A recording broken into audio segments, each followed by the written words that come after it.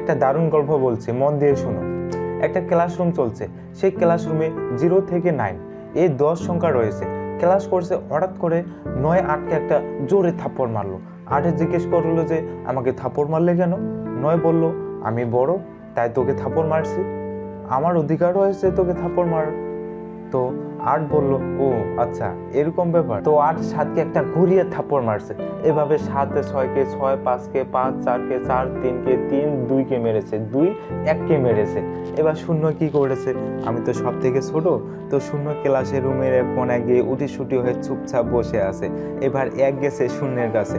শূন্য বলছে মারবে তো? 1 বলছে না, একটা কাজ করি, তুই আমার পাশে এসে দাঁড়িয়ে পড়।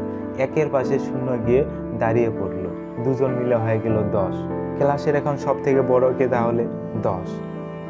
গল্পটা এখানে যে আমরা ভাবি সব সময় যে আমার থেকে যে নিচে আছে তাকে গিয়ে একটা থাপ্পড় মারবো, তাকে তো শাসন করা আমার অধিকার।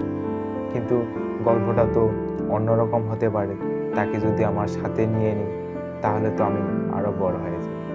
Unity is strength.